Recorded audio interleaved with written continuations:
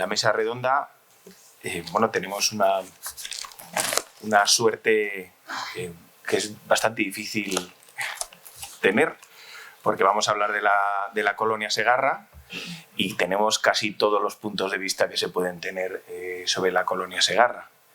Empezaré de allá para acá. Las personas que van a hablar sobre la colonia son, en primer lugar, Silvestre Segarra Macià, en representación de la familia Segarra y bueno, como vecino y como autor, digamos, de todo este proyecto. Julia Abego, vecina de la colonia y trabajadora de la empresa Segarra. Francisco Diago, hijo de uno de los constructores de la colonia. Y Mónica Ibáñez, arquitecta, que realizó el trabajo fin de máster sobre la colonia. Así que tenemos casi todos los puntos de vista que se podrían tener sobre este conjunto de viviendas. Yo voy a intentar molestar lo menos posible. A mí me gustaría que cada uno... hemos visto muchos ejemplos hoy de colonias. Aquí se ha hablado de colonias en toda Europa, en el Reino Unido, se ha hablado de colonias industriales en Italia, de Olivetti, se ha hablado de las manufacturas reales, de las reales fábricas. También, entre hoy y mañana, pues hablaremos de conjuntos de viviendas ligados a la siderurgia, a la minería, como habéis hablado antes vosotros. Hay muchísimos ejemplos sobre este tipo de colonias. Yo creo que lo que sería interesante es a ver si podemos determinar qué hace de la colonia Segarra, no solo de la colonia Segarra como conjunto de edificios, sino también como esa obra social y como todo lo que supuso de impacto en esa comarca de Val d'Uixó, que hace de la colonia Segarra algo especial. Yo creo que lo mejor es que cada uno de vosotros, ahora veremos en qué orden, comparta su impresión, digamos, desde su terreno de lo que ha sido la colonia para vosotros. Si quieres, Silvestre, puedes empezar tú, luego Julia, luego Francisco y rematamos con la visión más técnica sobre las viviendas allí construidas de Mónica. Bueno, pues muy buenas tardes a todos. Yo, en primer lugar, si me permitís, me han dicho que tengo 5 minutos, con lo cual tengo que aligerar, ser rapidito.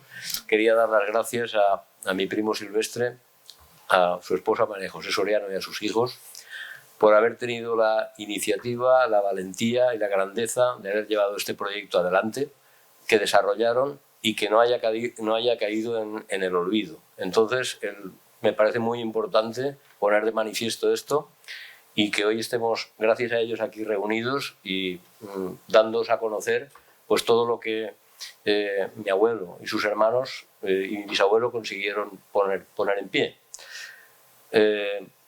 Poco puedo aportar a nivel técnico, porque aquí personas muy entendidas hay en todo este tema. Simplemente pues contaros un poquito cuáles fueron mis vivencias de mi infancia y mi juventud en el entorno de Val d'Uixó, de la familia Segarra y de la colonia, ¿no?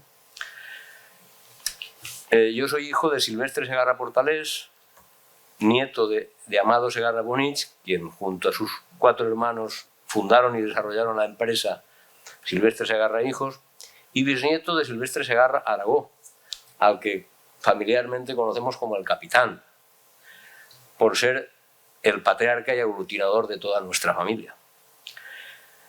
Nací en Val d'Uixó y mi infancia transcurrió pues muy felizmente alrededor de toda la familia Segarra y sobre todo de la empresa y de todo lo que rodeaba a la empresa. Creo que hoy puedo decir, sin duda, que gran parte de mi identidad personal y mis valores se forjaron durante esa época.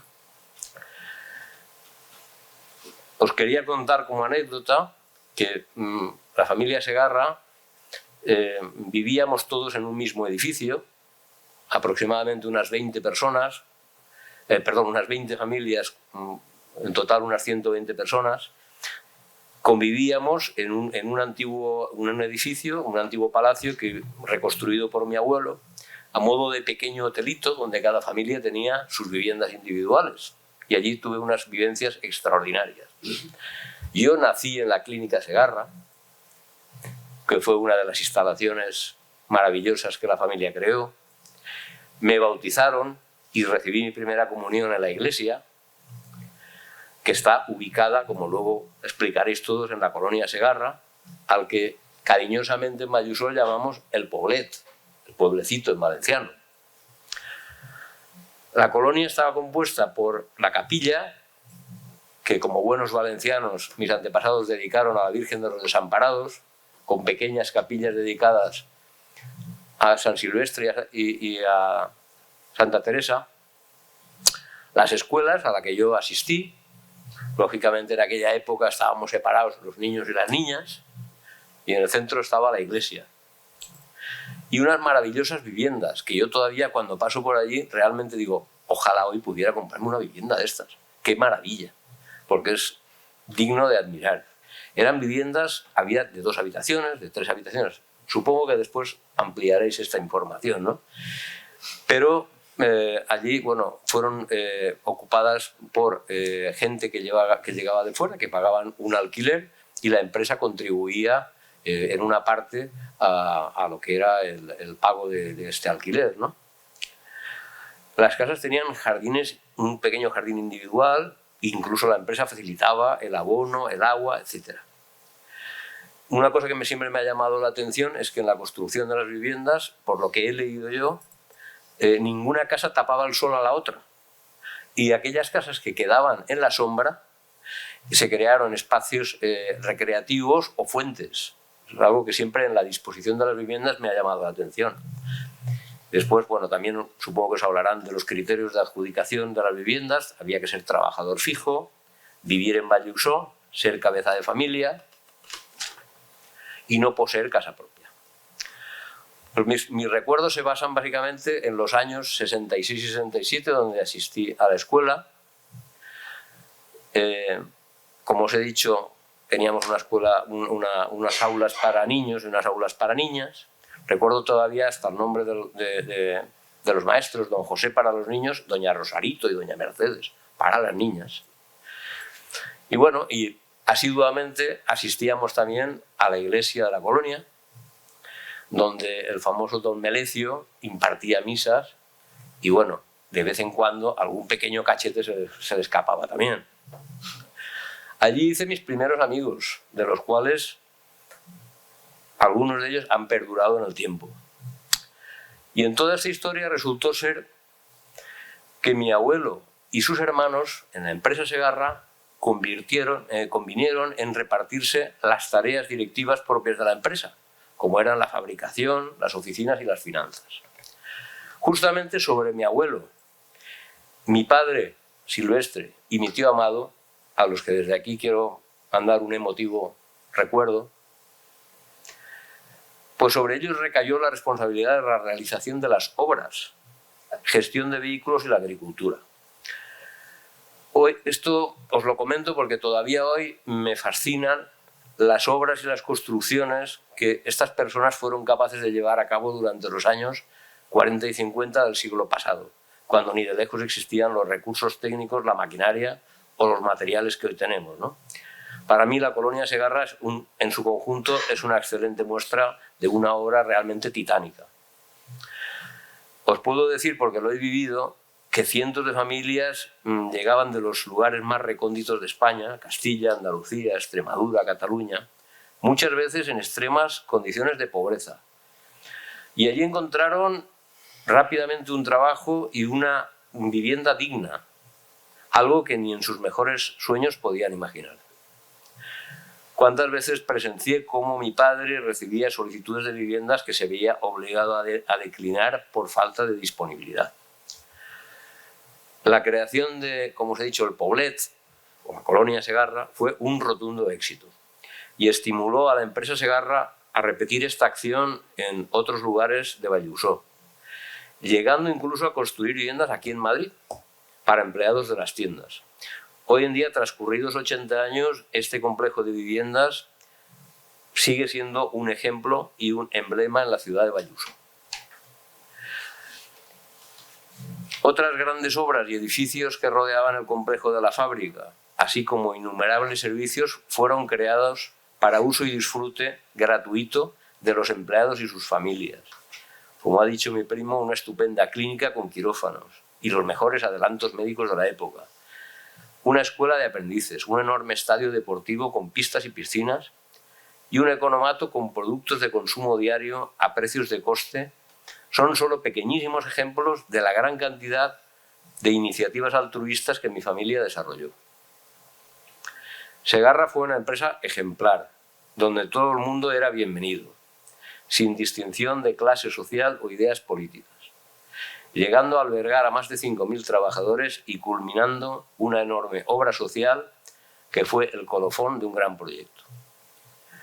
Para finalizar y no aburriros más, decir que no puedo sentirme más orgulloso de llevar el apellido Segarra y pertenecer a esta gran familia que ha sido mi raíz y ha marcado los valores y señas de identidad que me han acompañado toda mi vida. Muchas gracias por vuestra atención. ¿Te parece, Julia? Danos tú un poco, más que nada, tus vivencias como vecina, como trabajadora y como vecina de Bayuso. Mi familia no es de Bayuso. Yo nací en Bayuso, fui la primera generación. Mi familia vino, como ha dicho Silvestre, de un lugar recóndito en busca del trabajo que la empresa ofrecía en aquel momento a todos. El primero en llegar fue mi padre y con él traer a todos los hermanos de su mujer. Y mi abuelo vendió fincas y llegó a Bayuso y compró una casa buena para la época, pero en la que vivían mis abuelos, mis tíos solteros, mis padres casados y en la que yo nací. Una casa en la que tenía para salir al aseo, que no era aseo, era una letrina, tenías que salir a una terracita y entonces entrar. En eso, en el año 59, recién nacido mi hermano, el segundo hijo de la familia, se hizo Carmaday. La colonia Segarra, el Poblet, como muy bien ha dicho Silvestre, ya estaba construida con casas de 2, 3 y 4 habitaciones, con la capilla central en el medio y a los lados, de izquierda y derecha, los colegios de niñas y niños. No se nos separaban nada más en las escuelas. Cuando entrábamos a misa, los niños a la izquierda y las niñas a la derecha, también separados. Bueno, eran costumbres de la época que hay que respetar. Entonces, mi padre solicitó una vivienda en Carmaday que se acababan de construir. Era otra urbanización que había construido Segarra, la empresa. Eran 100 casas. Yo vivía en el número 58, ya que a mi padre le fue concedida la vivienda. Desde allí subía al colegio de la colonia, desde allí subía a la iglesia, tomé la comunión. Allí conocí a las mismas maestras que ha nombrado él, que me ha hecho mucha gracia, porque además el padre de don Melecio, que también era muy amigo, pero el que soltaba algún de eso. Y tuve la infancia más feliz que se puede tener, que un niño puede desear.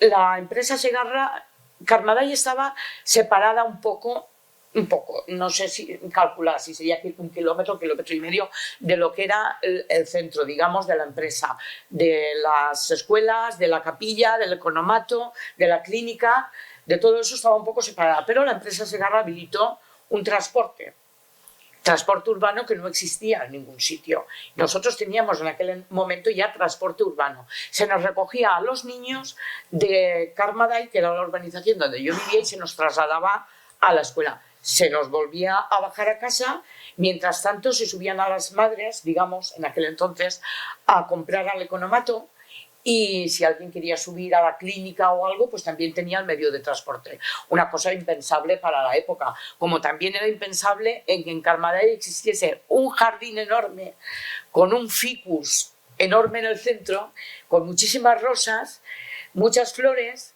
y que yo recuerdo jugar allí tardes y tardes sin cansarme.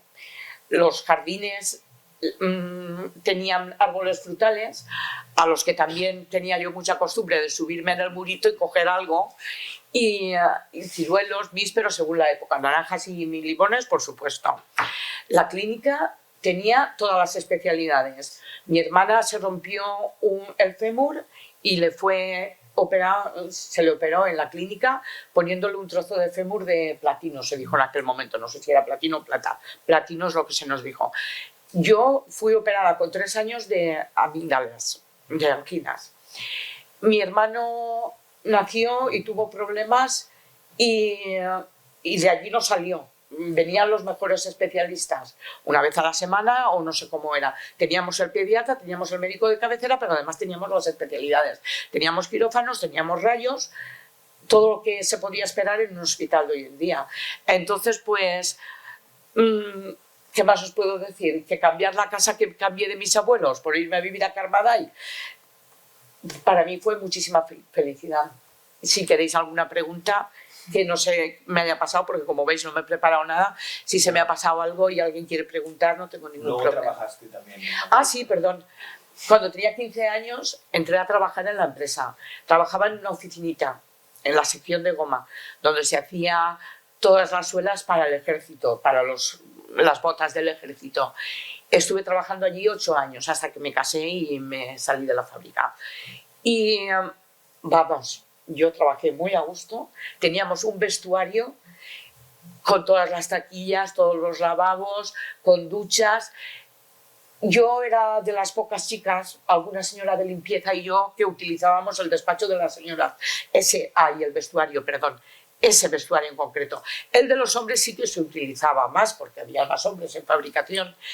Y tenía un jornal bien, tenía una cartilla de ahorros, me pude sacar el carnet de conducir, me compré mi primer coche y acudí a la escuela de aprendices, hice un curso que era del PPO, que se decía entonces, Promoción Profesional Obrera, que se hizo dentro de las instalaciones de la empresa, en lo que habían sido antiguamente las escuelas de aprendices, que ya no se utilizaban como escuela de aprendices, pero sí para aulas de, ya digo, hice secretariado de dirección allí en la escuela. Jugaba baloncesto, del cual con 15 años, nada más entrar a trabajar, ya era titular federada y hacíamos viajes a jugar a Castellón, a Zaragoza, en fin, no me faltó nada. ¿Se te ocurre algo más? No, muchísimas gracias. A lo mejor ahora te tenemos que preguntar algo más, pero vamos, para no habértelo preparado, lo has traído perfecto. Es que está todo en mi recuerdo. Eso también es verdad. Entonces, a lo mejor el prepararme algo me confunde más que otra cosa. Entonces, la verdad es que recuerdo muy bien. Recuerdo el número de la casa que tenía, los vecinos que tenía. Por cierto, que yo vivía en el número 58. En el 59, otra familia. Y en el 60 vivía el jardinero. El jardinero le faltaba un brazo, pero el señor tenía teléfono en casa comunitario, que si alguien nos llamaba nos avisaba, y yo lo tenía muy cerca además, y se ocupaba de los jardines comunitarios, no de los particulares que cada uno teníamos en nuestra casa. Y luego también os puedo decir que solamente se pagaban 50 euros, en Carmaday había 4 habitaciones. En las... ¿Qué? 60. Ay, perdón. 50, mucho más barato. 50 pesetas, Mucho más, pero mucho teníamos el mantenimiento gratis. Se te rompía un cristal. Las habitaciones, ¿no? Las de Las de 50. 50 pesetas son de las de 4 Las habitaciones habitaciones. grandes. Sí, las grandes. Ya, Las de 2 habitaciones, 20 pesetas. La de 3, 30. Pero es que en Carmaday todas eran de 4 habitaciones. Todos pagábamos 50 pesetas. Pero si se rompía una persiana, se rompía un cristal, un grifo o algo, el mantenimiento estaba incluido. Solamente se pagaba, tampoco se pagaba agua. Se pagaba luz y 50 pesetas. Y bueno, si quieres, Francisco. A ver, yo había preparado algo más técnico. En mi familia venimos todos de albañiles, ¿no? Ya mis abuelos, albañiles de pueblo, de toda la vida. Mis tíos, 3 tíos, pues todos albañiles, sus hijos. Al final hemos terminado con 4 o 5 aparejadores y 2 arquitectos de toda la familia. Pero bueno, es la evolución. ¿Oís o no? ¿Ahora? Vale. Habéis oído, ¿no? Lo de antes más o menos. Entonces la evolución, eso ha sido así en todos los sitios, en todos los pueblos. Donde había un carpintero, su hijo era carpintero, y donde había un zapatero, pues aquí los tenemos. Los zapateros han ido creciendo. ¿Qué recuerdo yo? Yo soy realmente joven, porque la fábrica es mucho anterior a todo esto, ¿no? Cuando yo nazco es cuando las casitas famosas de la colonia Segarra ya están prácticamente hechas, ¿no? Y todo eso. Pero sí que sé en casa todo lo que oyes de mis tíos y de mis padres y mi madre, por supuesto, que hablan más que los hombres en casa, cómo se desarrollaba aquello. Los chavales a los 7 años, en los años 20 y 30 y tal, ya iban a trabajar. Su primer trabajo en el pueblo era el mismo. Decíamos que eran el menahor. El menahor era como una polea que ellos manejaban y se estiraba el que sacaban del esparto y del cáñamo que decíamos, y con eso se hacían cuerdas, y con esas cuerdas y esos hilos es lo que se hacían las espardeñas del calzado del zapato. Y al mismo tiempo, con esas cuerdas y espardeñas, y con ese trabajo que se hacían las cuerdas que luego usábamos en la obra. Esas cuerdas para atar los andamios y los palos. O sea que, sea o no, está todo relacionado con el esparto y el cáñamo que hacíamos. En Valluzó había un dicho que cuando decía, si me sale en castellano, que si hay niebla en Pipa, que es la montaña de Valluzó, y hay niebla en el Castillo, que es otra montaña de Valluzó, que hay un castillo, cuando hay niebla en los dos, en Valluzó siempre llueve. Entonces decían, coge el esparto, que son los hilitos, aflójalos, pícalos, para que estén blanditos, pica esparto y haces cordell, pica esparto y hacer cordell. Entonces, como no podían hacer lo de la calle con el menahor, pues se dedicaban a hacer cuerdas, y aparte de las cuerdas, con ese mismo esparto y todo eso, hacían nuestro primer elemento, que aún existe y además se paga muy bien ahora, nuestros capazos para llevar las herramientas de la obra. Y los capazos de las mujeres de ir a la compra, y los capazos pues, de los cazadores para llevar sus artilugios. Todo eso de esparto, y los veréis en cualquier sitio, incluso miramos en internet y aún existen con esas figuras, o más hondos, o más alargados, y todo eso viene de ese inicio. Valluzó pues tenía mucha tradición en ese trabajo, y los niños a los 7 años a trabajar. Mi padre, mi tío, todos los que yo conozco, todos. Claro, los pasaban fatal, a los 7 años se dormían allí con eso y les tiraban la piedra, ¿qué te duermes? ¿No? La historia de siempre que nos han contado. Pero cuando llegaban a los 14, y algunos 13, pero se aguantaba un poquito, 13, 14, 12, pero entonces el que era hijo del constructor se iba al constructor, y el que no se iba a la carpintería y a lo que fuese, ¿no? Lo que tuviésemos en aquel momento de trabajo. Estos jóvenes, cuando llegan a la obra, saben ya algo, los hijos de muchos albañiles, porque en casa solo se habla de obras, o cuando tienen un rato han ido a ayudarles siempre a un padre a hacer cualquier cosa en las obras que ellos estaban haciendo para otras personas, incluso para ellos en sus propias casas. A los 14 o 15 años llegan a la obra y se encuentran pues, que hay una serie de herramientas, ¿no? Las herramientas de la época son muy sencillas. La paleta y la llana, ¿no? La paleta para manejar el ladrillo y hacer las paredes, la paleta con buena destreza para cortar y darle forma a los ladrillos y partirlos en 2 trozos o en 3, porque ahí se aprovechaba siempre todo, no se perdía un ladrillo nunca en la vida, y tenía la llana, pues que era cuidadosamente pues, para lucir, alisar y demás, que tenía que estar en perfecto estado. No podía tener un cantito dobladito, porque cuando hacías la raya te marcaba la raya. O sea, era algo muy, muy preciado y muy cuidado. Entre otras herramientas, pues estaba el nivel, que lo tenía, pero en aquella época los albañiles, señores arquitectos, tenían un ojo a escuadra y otro nivel. Y vosotros también os pasará a algunos que cuando miráis algún sitio os fijáis si está a escuadra y buscáis las líneas y coinciden, ¿no? Eso ya es un defecto que está ahí. Pues en aquella época yo creo que los albañiles lo tenían, ¿no? Y lo usaban y lo tenían. Y la pomada, en eso han sido perfectos. Si eran, podemos alucinar como esa colonia, toda inclinada en un monte, que en las fotos parece que esté más llanita, pero allí es más levantada y se ha tenido que picar mucho. ¿Cómo cojones han sacado esa topografía? esas calles continuas, una tirada de bordillo que ha empezado allí y ha terminado a 600 metros y no hay ningún vaivén, si nos hemos fijado con ella, ¿no? Pero bueno, ahí estaban ellos para hacer todas esas cosas. Topógrafos, pues aún habría, no sé, pero sí existirían, pero yo creo que no, porque además los arquitectos pues hacían su trabajo, pero yo recuerdo a mi padre cuando se ponía traje que venía el arquitecto y a lo mejor era una vez al año. No estaba. Y venían de Madrid arquitectos a la zona, porque aquí no había el Ministerio de Castellón y el Ayuntamiento, vinieron Roquisky y otro señor como arquitectos porque no habían en Castellón, no, mucho menos. Buena época para ir a trabajar. Roquisky y Romaní, los dos, y Romaní, ¿no? Por ejemplo, uno del ministerio, otro ayuntamiento, imaginaros, hacían todos los trabajos. Por cierto, Romaní, con 90 y cuantos años, aún lo he coincidido con la obra este año.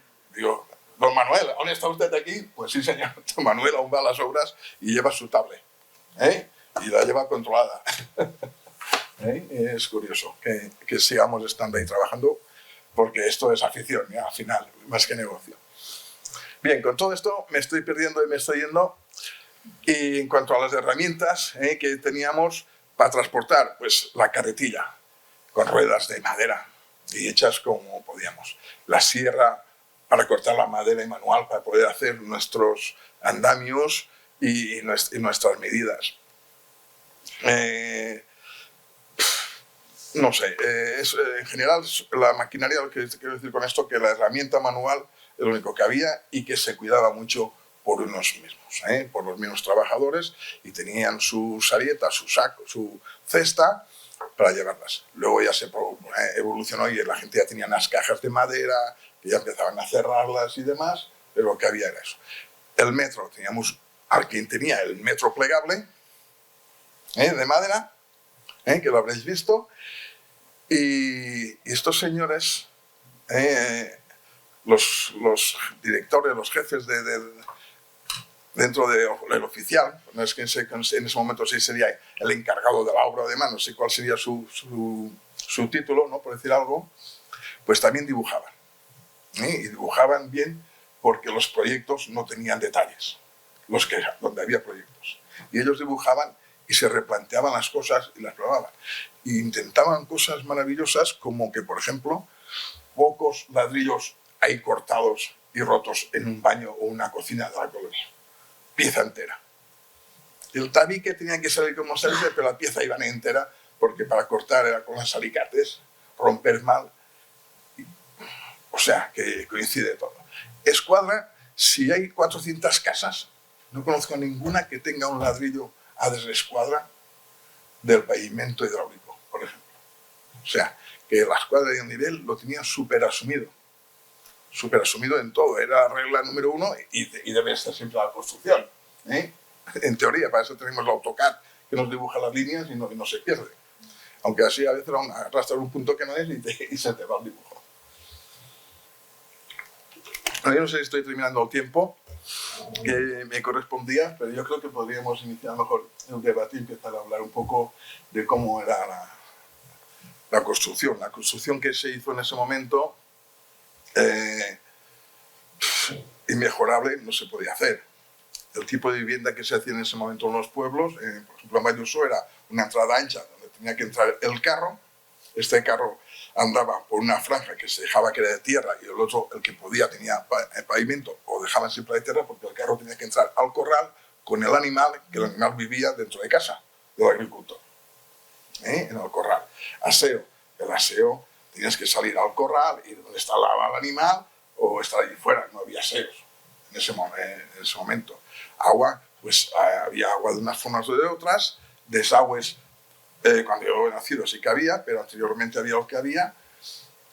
Pero llegar a una casa de la colonia y encontrarse 4 habitaciones, un baño completo con bañera, una cocina totalmente instalada con su cocina de fuego y demás, todo, un patio con su leñero y su tendedero y lavadero, que muchos han sido posteriores.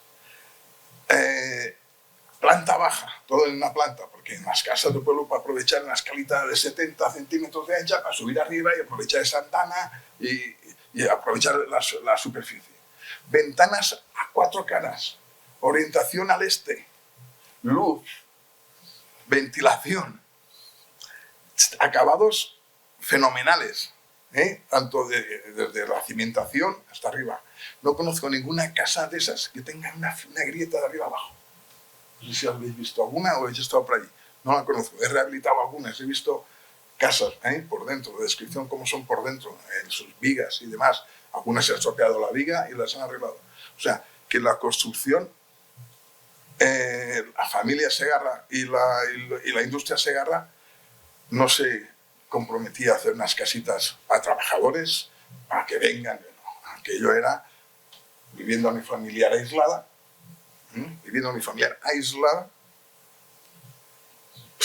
con su jardín enorme dando la vuelta, su separación a lindes, enormes de 3 y de 2 y de 5 metros incluso en algunas.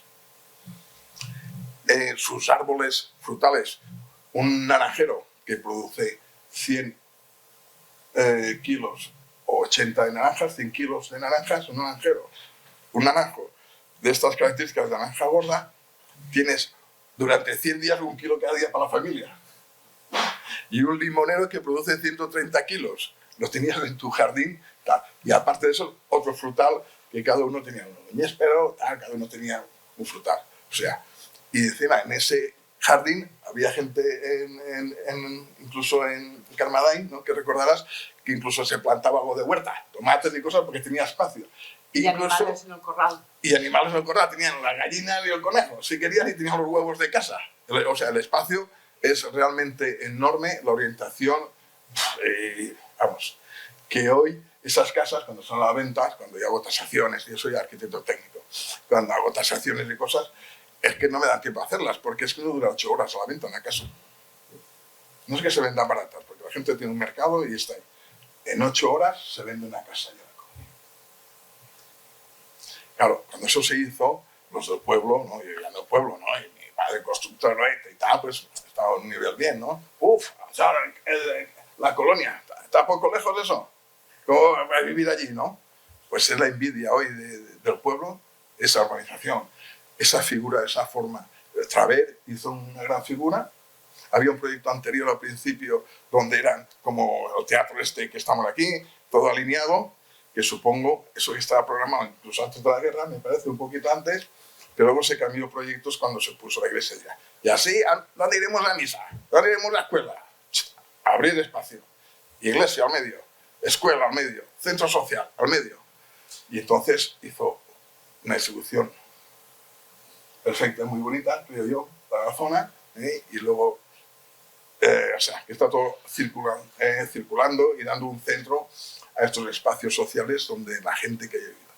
Yo observé después con los años que cuando yo fui al instituto, los amigos, el instituto estaba entre el pueblo y esto, digamos, a 500 metros, estamos hablando de 500 metros, del centro, ahí, no estábamos hablando de las afueras de Bailuzón, ni mucho menos.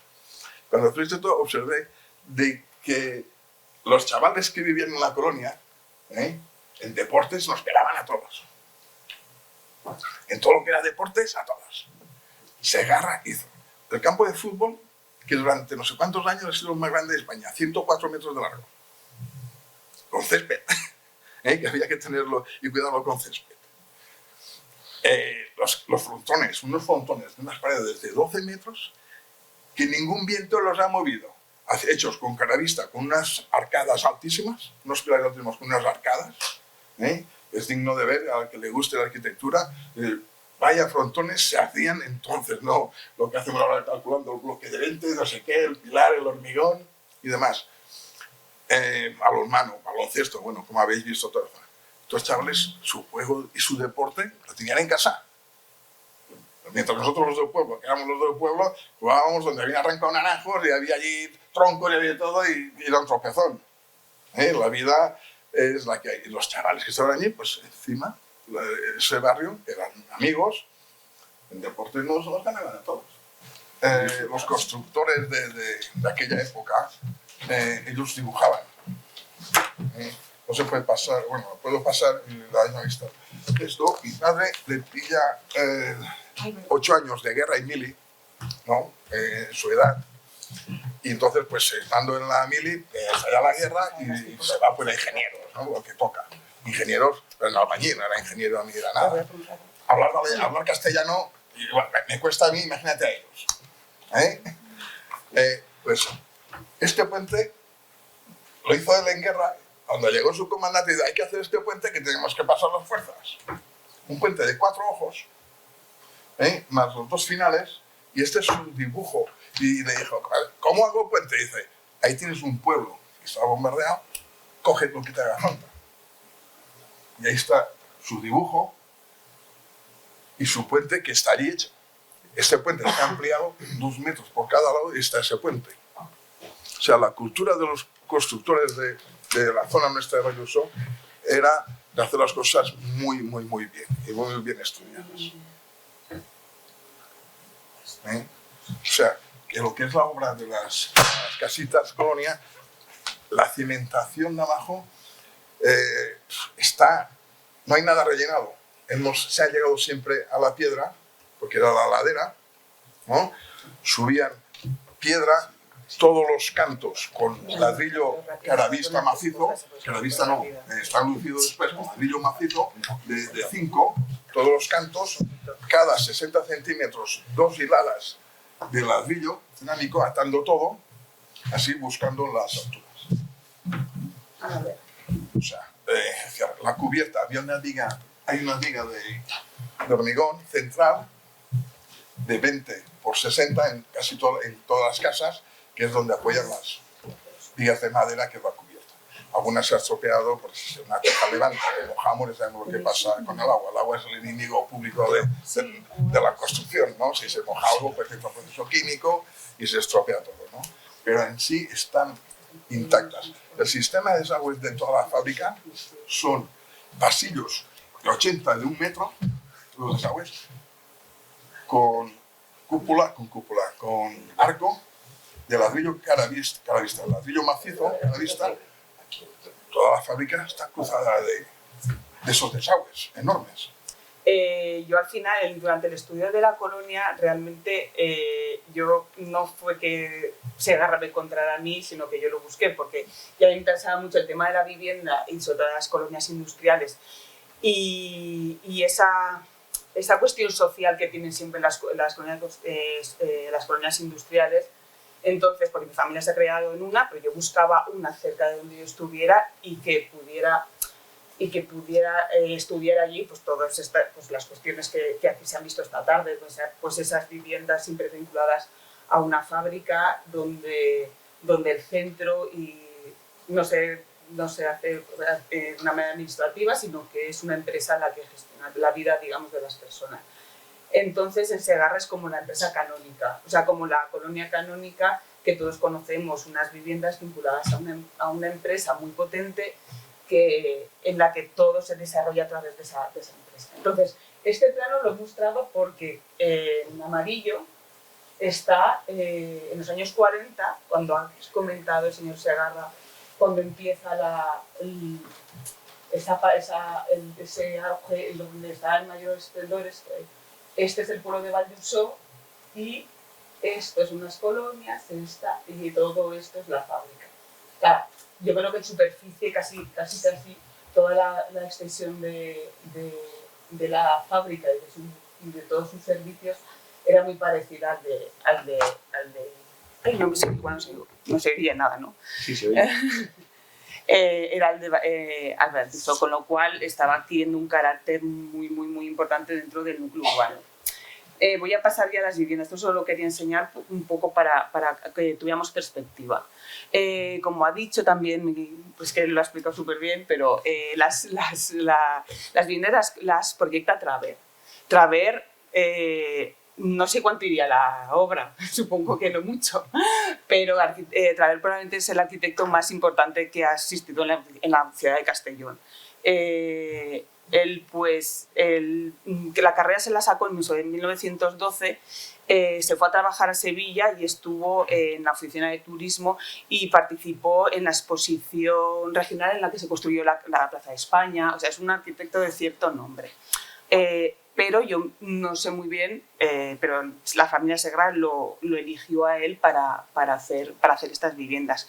Segarra era un arquitecto muy alejado de lo que a lo mejor en ese momento estaba como más en boga, o no empezaba el movimiento moderno, pero ya el movimiento moderno estaba muy expandido en toda Europa, y él era un poco de la escuela de los arquitectos españoles que hay de algunos que hay a principios del siglo, en el que esos que están buscando ese nuevo lenguaje de cuál es que caracteriza a la arquitectura española. Y él es un poco de esa escuela.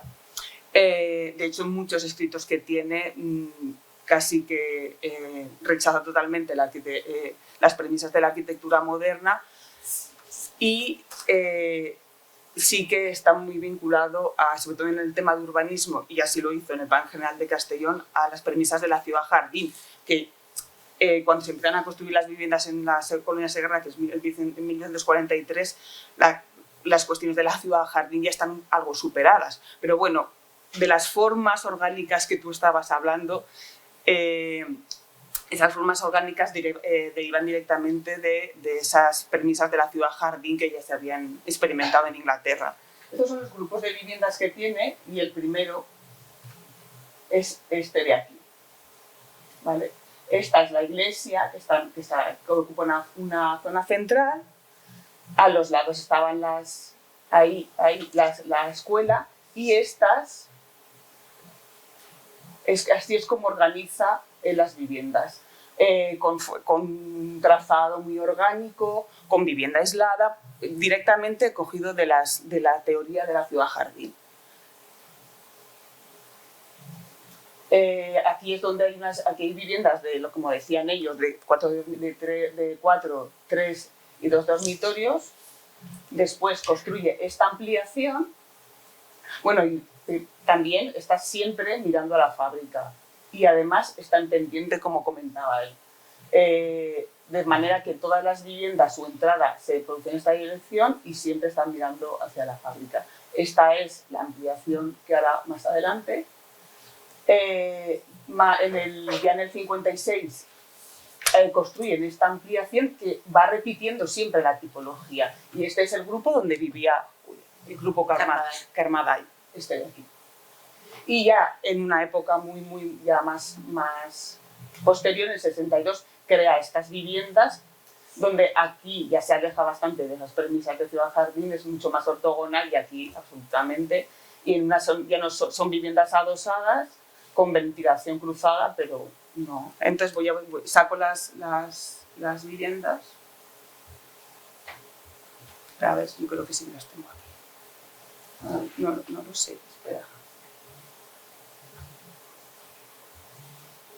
Planos de viviendas, ¿no? No. Pues no sé si lo tengo rápido, porque no esperaba, no sabía muy... Pero bueno, lo busco rápido. A ver si puedo verlo.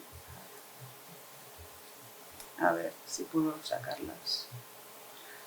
A ver.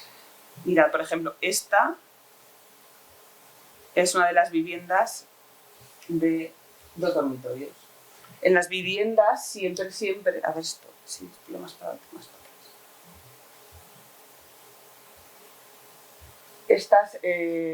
Las viviendas siempre tenían esa entrada que hemos visto mirando hacia la fábrica, ya tiene una zona central, 2 habitaciones, el baño completo, que para ellos siempre en todas las vídeos que ves, escuchas, era lo que más valor le da a la gente, y siempre vinculadas a un patio.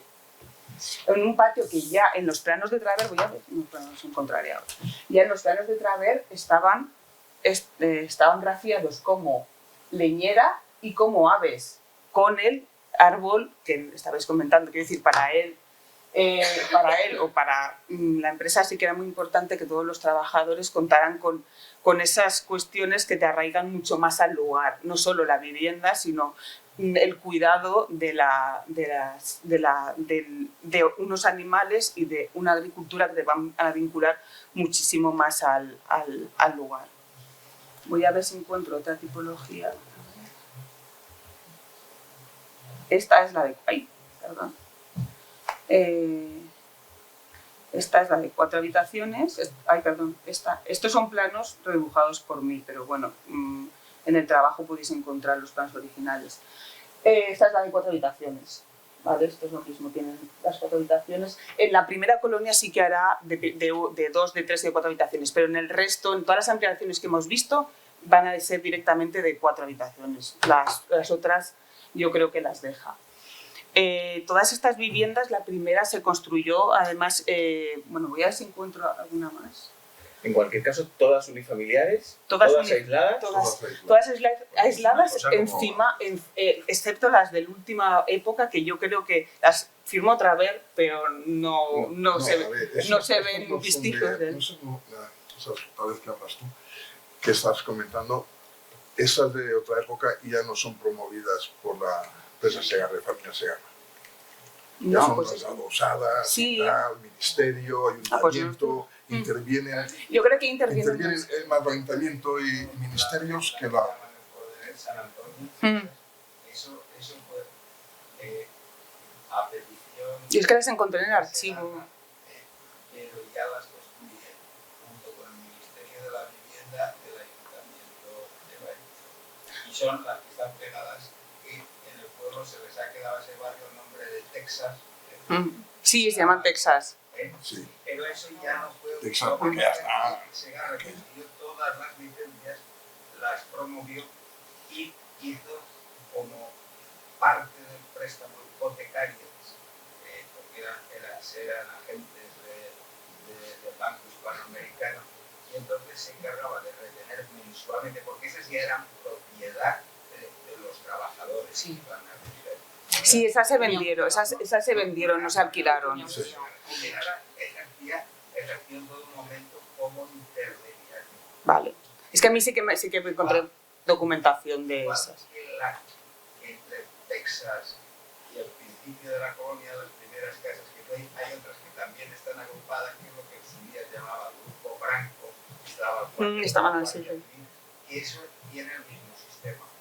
Lo que pasa, pues claro, que era toda la gestión aquí en Madrid con el Ministerio de la Vivienda, el préstamo hipotecario y todo eso lo gestionaban Segarra, pero ahí compraban directamente los trabajadores. Pero yo las tenía más porque como pertenecían al mismo arquitecto, pero bueno, yo es que las encontré en el archivo. De todas maneras, sí que las primeras, las primeras viviendas sí que se construyeron con la obra sindical del hogar y por eso, y realmente las primeras los trabajadores le pagaban en alquiler a la obra social y ya después sí que el resto se alquilaron. Y En esas segundas viviendas que tú dices se descontaba cada jornal, digamos, semanal, un pequeño porcentaje. Y entonces era propiedad, porque yo tenía un tío que...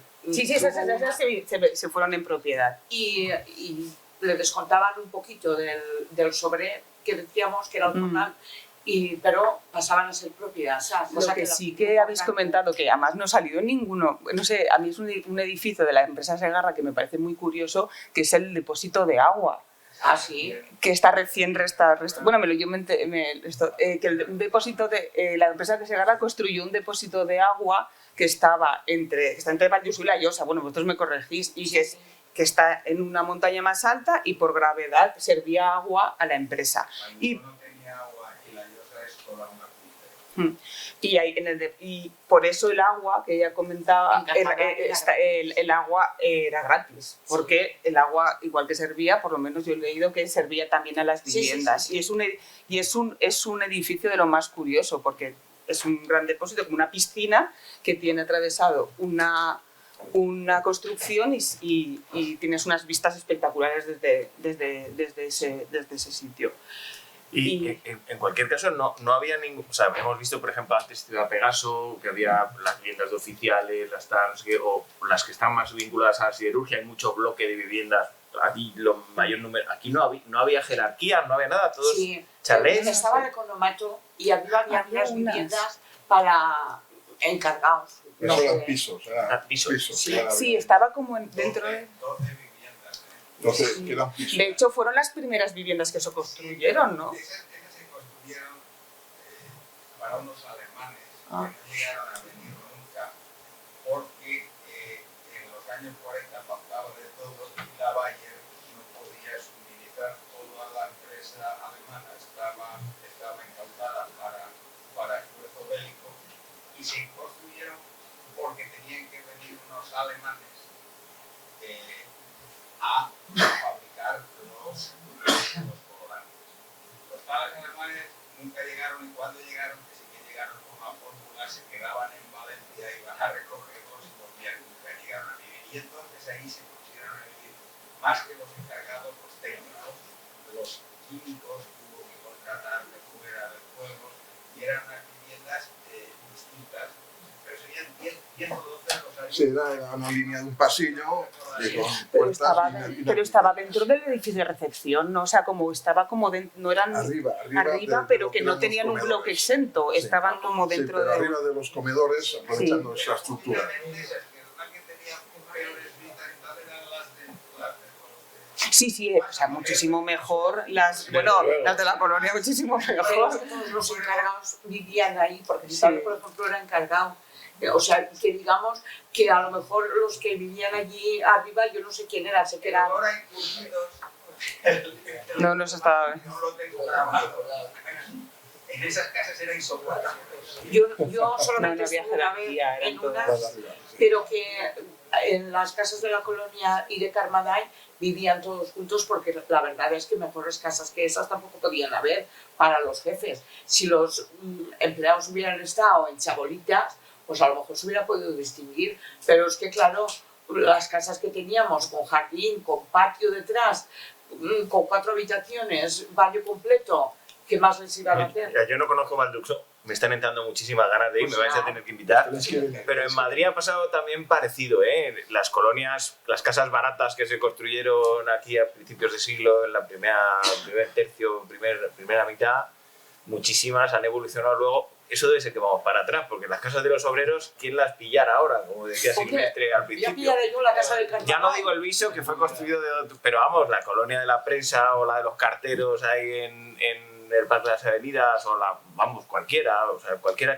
o la Sí, Unión sí. Eléctrica Madrileña, todas estas, que eran colonias baratas, en teoría, ahora son...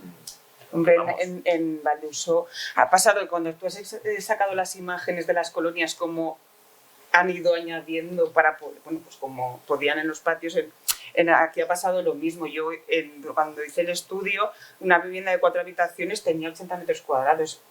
Las ampliaciones, yo he llegado a ver una de 270, han empezado a colonizar el jardín, que me quedó un trocito de jardín súper pequeño, pero se han transformado de una manera bestial, pero porque están muy valoradas también. Tiene una cosa muy buena, que en aquel momento estaban como lejísimos de Valduso. Uno de Valduso me imagino que no se querría ir a Sí, vivir estamos allí, hablando de 500 metros. pero ahora es que están al lado. Una pregunta. En la autorización que ha dado ya anterior a la construcción de maestras de la familia, eso fue una parte del patrimonio que hizo frente a la sucesión del Estado, que las vendió de esas fábricas el INI a los trabajadores o no trabajadores directamente en esas casas. Sí. ¿No crees que ha habido posteriormente un abuso urbanístico? Hombre, absolutamente. Así que intolerable. Pero voy a llegar más en cierta parte con ganas de los primeros ayuntamientos de aquellos de que se olvidase. La segunda parte no lo sé. Demasiado. Eh, Tirado una casa y ha hecho una casa un estilo, no sé. ¿No tienen ningún nivel de protección? No, ni siquiera, de hecho en el trabajo yo al final lo que sí que decía que no tenían, yo claro no soy de Se casa de puede tirar Valduso. entera y hacer una nueva, Sí. que es lo peor. Sí. Luego sí que se mantiene de que tal como está ahora, en las ampliaciones que se han hecho mal hechas o bien hechas como sea, de que si tú quieres reformar no puedes ampliar más de lo que ya tienes cubierto. Y si quieres ampliar, te tienes que retirar 2 metros valientes. Pero eso no es suficiente. No tienen un plan especial No de es protección, ni tiene una protección volumétrica, no tienen Claro, absolutamente. los Y no la del momento, pues había, pero tampoco, o sea, ni ahora ni tampoco lo han en hacer sola nueva entera y tirarla y se ha hecho. Continúa estando así, ¿no? Sí. Yo, a ver, ahora ya hace tiempo que no estoy en el estudio de esto, pero desde luego cuando yo lo estudié no había ningún tipo de protección. También pasa mucho y en los casos que yo conozco, cuando viene de vivienda obrera, no todo el mundo es capaz de darle valor a una cosa que es relativamente reciente. Cuando en estas viviendas lo que sí que se ha mantenido un poco, en algunas, esa imagen, han intentado mantener la imagen, pero sí que sobre todo cuando se vendieron a todos ya se empezaron a ampliar por todas partes, incluso añadiéndoles pisos. Pero bueno, yo sí que conseguí entrar en 2 o 3 que estaban ¿Tu exactamente depósito igual. lo has llegado a ver Sí. rehabilitado? No, tengo unas fotos. Me enviaron unas fotos del depósito. Pues después de vandalizarlo y demás, ¿no? Por abandono, por lo que fuese, la familia, pues, digamos, ha recuperado y se ha dejado tal como está. Simplemente se ha cubierto de aguas el depósito, pero además se ha replicado tal como estaba. 2 pequeños cambios, pero está pues, tal como hacían ellos. Sí, el Además, depósito lo encaja utilizaban, bueno, las sí que piezas. No yo- han podido robar ni un azulejo. O sea, han intentado, porque la forma que trabajaban antes no había forma. O sea, Es que no han podido robar ni un lo azulejo. grande del Ni depósito uno. es que se convirtió. Bueno, si no me corregís, pero cuando venía una autoridad se hacía una comida en el depósito. O sea, lo subían allí al depósito de aguas y Sí, hacían. Las colina con las vistas al mar y vistas de arroz. Claro, ves al mar y ves. Con muy buenas vistas. No sé, a ver, Los atardeceres mientras ya, hablamos puedo buscar una foto. Luego en la clínica, que es que mi padre estuvo más en la parte del depósito, la clínica Segarra y la torre del reloj y el economato, que luego no, luego pues era más vivo como yo, que yo por ejemplo estuve 6 años trabajando en el ayuntamiento y me aburría y al final me fui, yo necesitaba hacer guerras, pues las casitas a mi padre se le quedaban pequeñas y también pues se quedó mi tío Enrique, profesional, súper profesional. Pues en esas obras los arquitectos ahí sí que eran más ausentes aún. Yo me imagino que con sus viajes de la familia, pues el que vivía en Madrid, el que viajaba a Londres y demás, traían ideas que luego se hacían, ¿no? Hay una cúpula preciosa en el centro de la clínica, en el patio, y sé que la hizo mi padre y su equipo, pero yo no sabía hacerla ahora. Y cómo sujetar con 4 pilares así una cúpula de 6 metros, levanto de alta y demás, y con una corona dando la vuelta de este tamaño y este espesor, con un azulejo, que dices, ¿cómo hacían esto? ¿No? ¿El que es de hormigón, de ladrillo? De ladrillo, pero me la calculas, no sé cómo se haría eso Pero al no, frente del arquitecto. también es una. Que en Valencia hay mucha, sea, no, mucha pero- tradición de A ver, bóvedas, aquí de en Madrid hay bóvedas mucha arquitectura fabricadas. de obra superior Sí. que esa, ¿no? ¿Verdad? Estamos No, hablando de no, pueblo, No, y estamos que hablando de que gente de lo pueblo. estoy diciendo como algo ¿No? bueno, que la bóveda Y luego fabricada la valenciana es como una decoración cosa del patio, muy. con sus pasillos, con sus pilares de cada vista, de salomónicos y demás, con sus pérgolas, sus fuentes, que no hay ni un azulejo cortado, o tienes que buscarlo, fuentes todas chapadas con azulejo. Claro, en Valencia el azulejo siempre ha sido, ¿no? En Honda, Villarreal, pues tenemos siempre el azulejo que siempre nos trae esta zona, y siempre se ha trabajado muy bien, ¿no? Y las zocaladas de la clínica dentro, a aquella época, súper higiene para todo y muy, muy, muy bien logrado eso. Sí que era algo que hacía entre los albañiles y los mismos dueños. La familia Segarra dirigían, decían los vestuarios, los campos de fútbol, se dirigía la obra mucho, por eso mejor no aparecen datos de No, arquitectos. no, solo aparecen datos de arquitectos de las viviendas, del resto de Y edificios. ellos aprovechaban pues, cualquier papel Y las encontraban, dos torres lo que aprovechaban para hacer luego dibujo. llevan el reloj, Y lo ahí tenían. estaban las dos viviendas, también creo que para el director de la clínica. Sí, vivían Sí, sí. los ¿Y la clínica sigue Sí, es existiendo? un centro de afanías, Se ha, afanías. se ha rehabilitado y es un centro de... Los centros que atienden a Sí. Es una pena que no haya tenido protección porque eso en muchas colonias ha pasado, que lo veíamos antes. Por ejemplo, como hablabas tú de tu casa, ¿no? con qué sentimiento de apropiación. En las casas que he contado yo antes, igual, cuando han ido desapareciendo la gente que estaba vinculada a la casa, que era parte de su vida, y ha ido entrando gente nueva, al no haber protección y entrar gente que entra de nuevas, pues es verdad que A yo mí no no sé me si gusta sea... ir ahora Sí, por no, allí. Claro, pues entendí. Yo ahora soy incapaz de ir. De hecho, sí que han desaparecido, o sea, la iglesia se ha mantenido, pero, Sí, la iglesia sí. pero las escuelas ya no están. No, las- están, pero están sí. reformadas. Sí. Se mantiene la iglesia.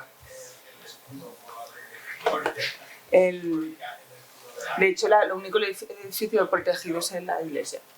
Porque lo único edificio protegido es la iglesia porque creo que es antes de 1900 toda iglesia en el patrimonio histórico valenciano. Ante cualquier historia iglesia de 1940, anterior a 1945 está protegida. Está protegido. Sí.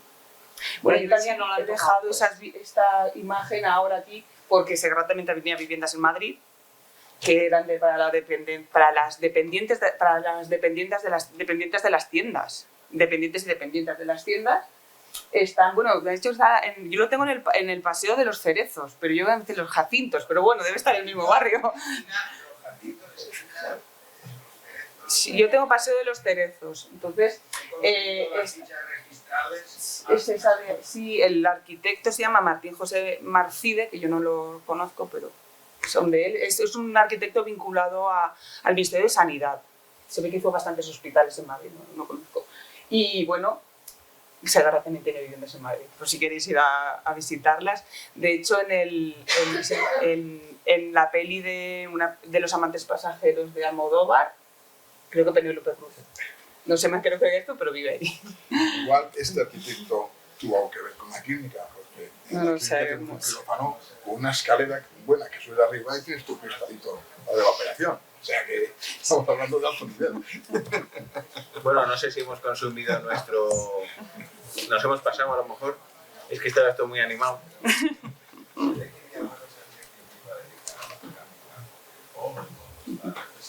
De cerámica. Mira, una premonición. De hecho, no están protegidos los azulejos del depósito, por ejemplo, porque son posteriores a 1940. Porque también pasa lo mismo, la Ley de Patrimonio Valenciano protege los retablos cerámicos anteriores a esa fecha. Pero yo lo estuve un poco buscando.